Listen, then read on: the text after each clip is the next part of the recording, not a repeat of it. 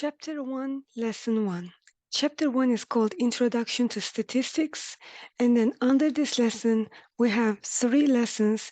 These 3 lessons are 1.1 is an overview of statistics, 1.2 is data classification, and the third one is data collection and experimental design. So with this first video, we're going to focus on the first lesson, which is called an overview of statistics. With this section, we want to actually accomplish these 3 different objectives. We want to look at the definition of statistics. Second objective is how we're going to look at how to distinguish between a population and a sample, and we're going to look at the difference between a parameter and statistics. Third and the last objective for this lesson will be we're going to look at the difference between descriptive statistics and inferential statistics.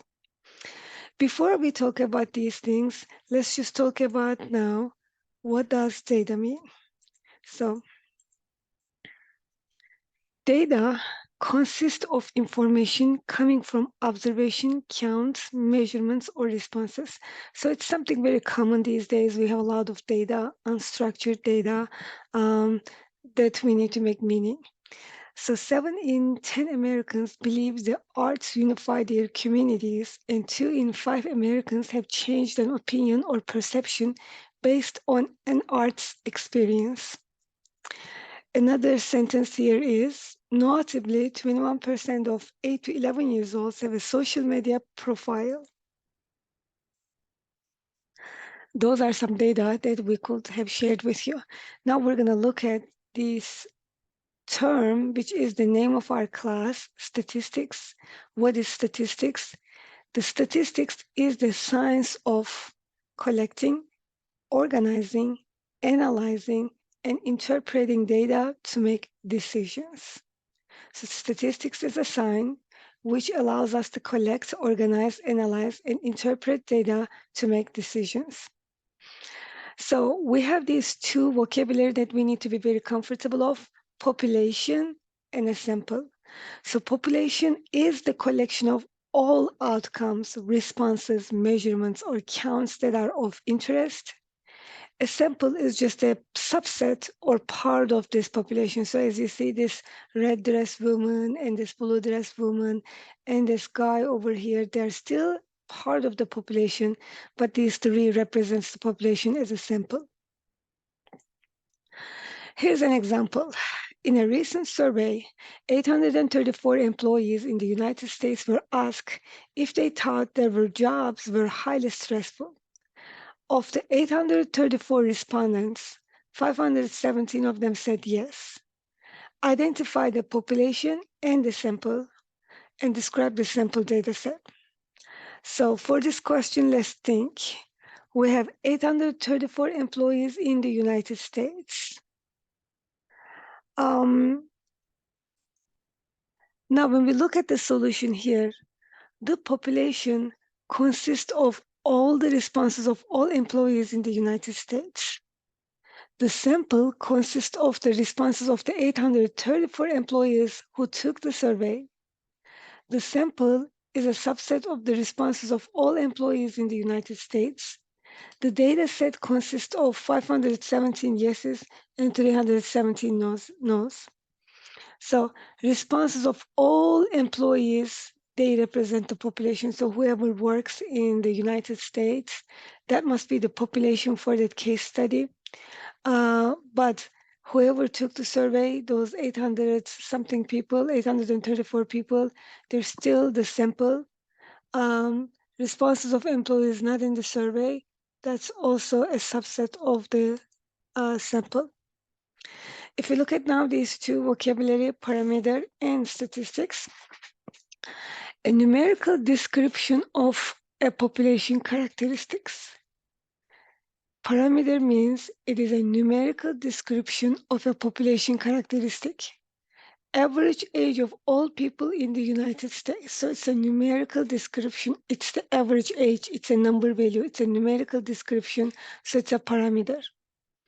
When we look at the statistic, it's a numerical description of a sample characteristics. So parameter is for population, statistics is for sample characteristics. average age of people from a sample of the 3 states. So this is the entire United States. When we talk about the average age of all these people who live in United States, that's a parameter.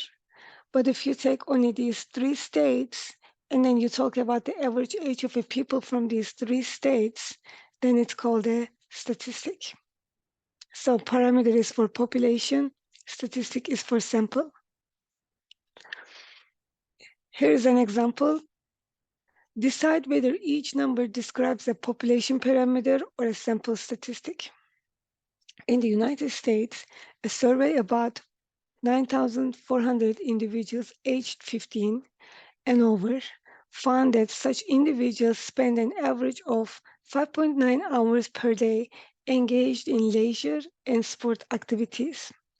So we're going to decide each number here, 5.19 hours. Does this describe a population parameter or this is just a simple statistic? So this 5.19 hours number, it was generated from this 9,400 individuals. It's not the every single person in the United States who are 15 and over. So therefore, this first number is based on subset of a population. So it's going to be a simple statistic. If you look at the next one, the freshman class at the university has an average SAT math score of 514. So it's the freshman class at the university. So it's the entire class at that university, and their SAT score is 514. It's based on the entire freshman class, so it's a population parameter because this number was generated from the all population of freshman class at that university. In a random check of several hundred retail stores, the Food and Drug Administration found that 34% of the stores were not storing fish at the proper temperature. So it was a random check, and they checked several hundred retail stores. They didn't check all the stores who sell fish in United States. So this number 34% is based on a subset of the population. So it has been generated out of several hundred retail stores. It is a simple statistic. Now, this is the last objective for this lesson, descriptive statistics and inferential statistics. Descriptive statistics involves the organization, summarization, and display of data. So when you create tables, charts, averages, these kind of items, they will give you the descriptive statistics. It involves the organization, summarization, and display of data. But when you talk about inferential statistics, it involves using sample data to draw conclusions about the population. So you're looking at these 3 people, and then you see a common habit, and then you're saying that if these 3 people have this habit, probably the whole population has it, something like that. This is called inferential statistics, and descriptive statistic is you're just taking the data, you're putting them together, organizing it, and creating tables, charts, and averages. Here's an example to check the understanding for this particular objective. For each study, we're going to identify the population and the sample, and then we're going to determine which part of the study represents the descriptive branch of statistics. What conclusions might be drawn from the study using inferential statistics?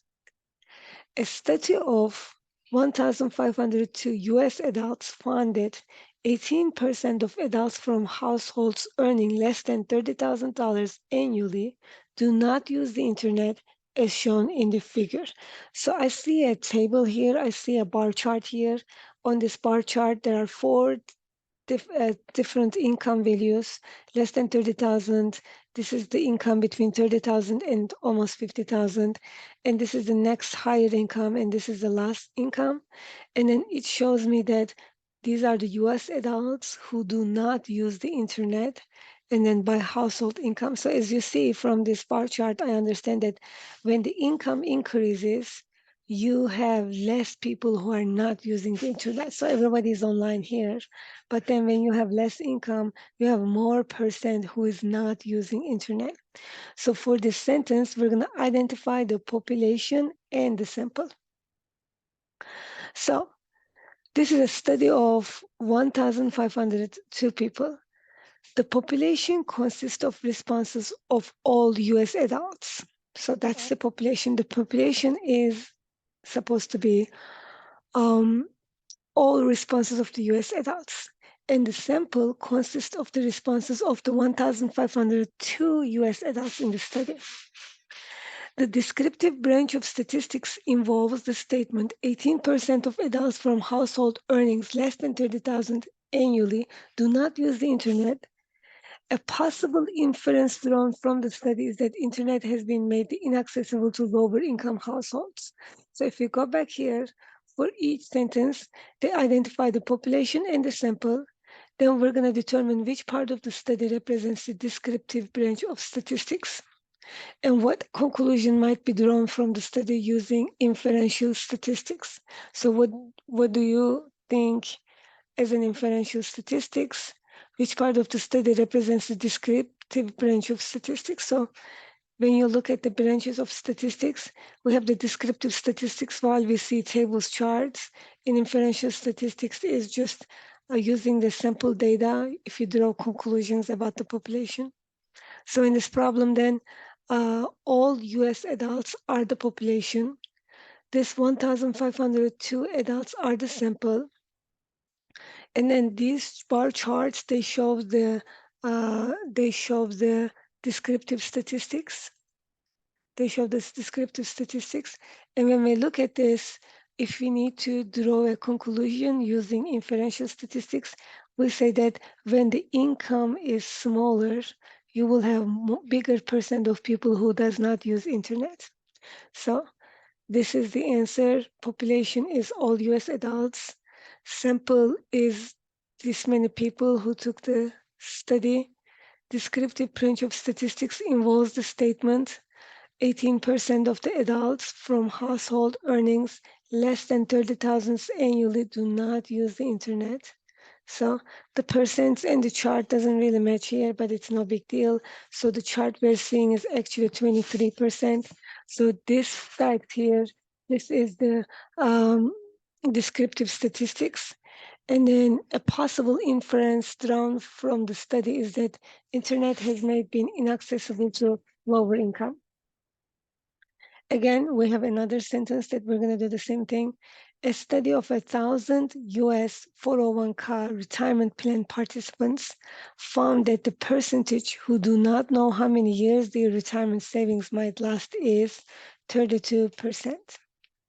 So we have 1,000 people again, and this time they're going to look at their 401k retirement plan, and then 32% of those people, they do not know how many years their retirement savings might last. In this case, the population consists of all the responses of all US 401k retirement plan participants. So in this question, if they're doing the study only among the 1,000 people, that is the sample.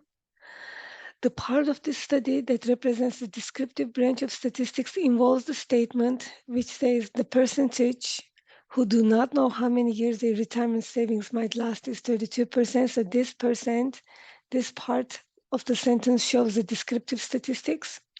And the possible inference drawn from the study is that the amount of money a person needs for retirement is difficult to determine. This is a inferential statistics here, and this is a descriptive statistics here. This is the end of for 1.1.